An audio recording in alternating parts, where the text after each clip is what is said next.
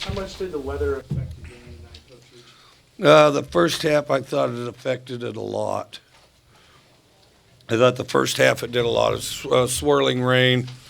And then when the wind laid down a little bit, the second half was like some practices around here. The first half was pretty extreme. I don't know what it looked like in the booth where you're eating hot dogs and pizza or whatever they serve up there. But, when the wind's blowing and it's all swirling, that's what makes it tough. And it was significantly tougher the first half than the second half.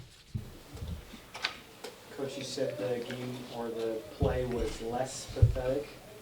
How would you characterize less pathetic? Well, less is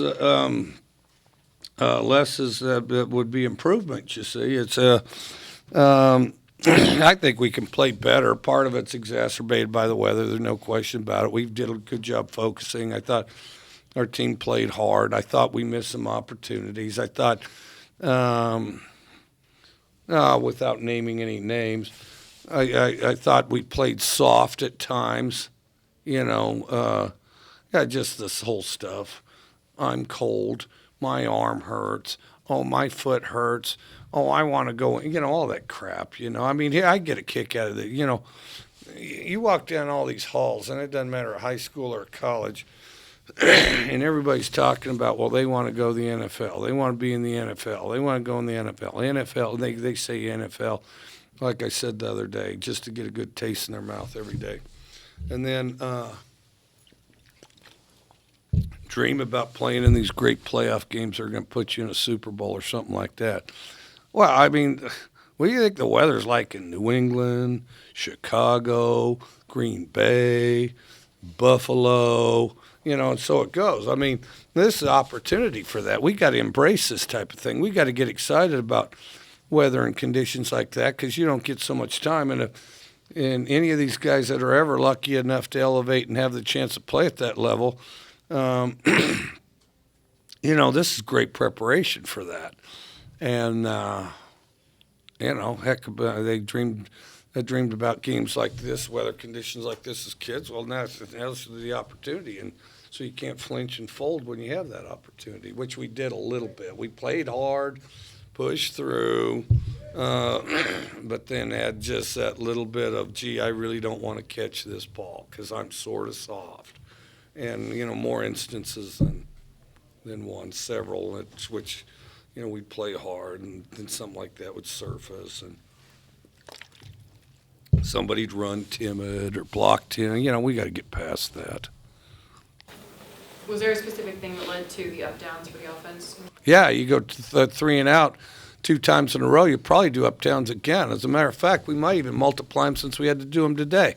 So we might have to do add on incremented more since if we ever have to do it again. No, if you go 3 and out twice in a row, that's just pathetic. And I didn't think we had very good tempo. I think we felt good about being up by 3 touchdowns, and I didn't find that to be satisfactory. Coach, how impressed were you with the play of the freshman today, specifically Tay Martin? Who? Oh, Tay Martin. I thought he played good. He's been right on the threshold of playing good. And does some really good things in practice. He's been right on the threshold of bursting, out and really playing well. He's a guy, if he keeps improving, is maybe 6 months from being the best receiver on the team. They'll have a hard time holding him off. They'll have a hard time holding him down because, he's real competitive. He's oddly strong for a guy, built like him, because he's a real angular guy. Oddly strong, he's fast, and he's tough. The thing I really like about him is, we got a lot of guys that want to play football, like football, want to play football.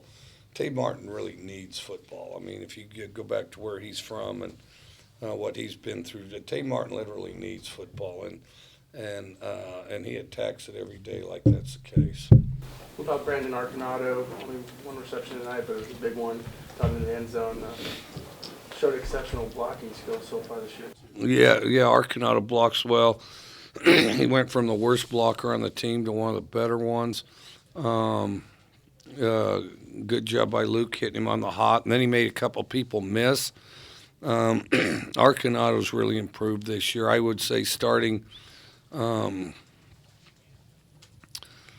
of starting in spring, but we were kind of looking at other guys in camp, and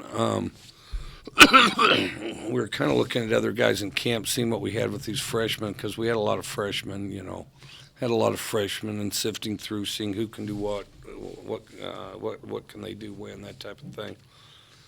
Takes some time, and to be perfectly honest, it cost Brandon Arcanado reps, and then Brandon Arcanado has progressively proven us more wrong as the season's gone on, as in, the little kids, they did some good things in camp, but now I'm here and literally took the spot from some people,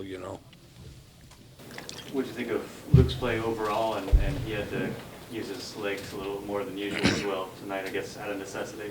I thought it was about time he used his legs some in those situations.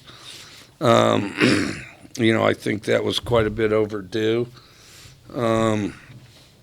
I think he had pretty good tempo and presence out there early in the game. It's just brutal conditions out there. And it's tough for everybody. I mean, I can't remember what it was, while I'm kind of ticked off that he's out there, completed something like 4 out of 7. Well, the other guy's 0 for 7, I mean, so it was, pretty tough conditions. And then that ball's sliding around everywhere and everything. And so I thought he did a good job sustaining and maintaining through that, just outlasting that.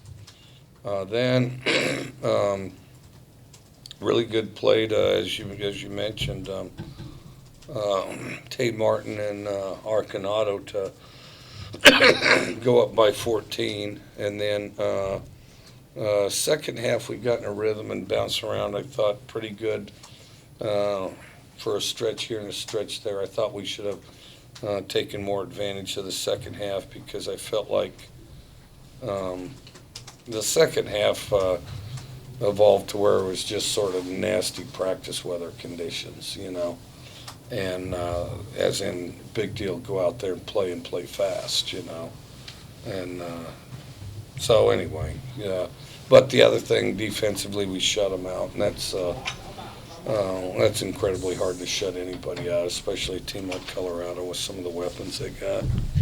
How did you feel about Luke Falk's run, the third down run early in the first quarter, and he lowered his shoulder to get the first down? How did you feel about that, despite the real? No, I think it's fine. He's so lousy at sliding that he's probably the best way to do it, Run, get little, and, you got to make sure you button up, but run hard, get little, Running backs do it all the time. So. Anything else for Coach? How satisfied were you with the secondary shutting down Bobo? Our secondary, I thought overall pretty good. I thought overall pretty good. They weren't perfect, but I thought they did a real good job running to the ball, and some, because they had him at times, and our running to the ball kind of mitigated it. I thought the pass, I think all things work together, because there were times like, oh my God, he's loose, but the pass rush is moving the quarterback around. Then there were other times where, the quarterback's back there waiting, and then he'd throw it, to a pretty good target, and then we'd close in, eat up the gap, obstruct it somehow. So I thought we hustled, better than we played precise, really, I guess. So we got plenty of work to do there, too. Last one. It seemed like Luke Falk had more time, more protection tonight. How did you feel left tackle Andre Dillard played the line in general? I thought our O-line played better today. Played better as far as, just overall. I thought better as a group. I thought more consistency, and to be perfectly honest, I think we should have played more consistently before. You know, it's always one guy. I mean, how the hell's there always one guy? I mean, that unit's got to play better. They got to play tougher too. Instead of being some kind of my bad unit, they got to be a tough unit that plays together, plays hard all the time, and even if they miss something and they're wrong, they do it so hard and so intensely and without any hesitation that any mistake they made, they will go ahead and make it right anyway. I mean, that'll work out a lot of times if you have that attitude, but we're too comfortable with my bad or, oh, well, somebody else could have done something else too. Now, screw that.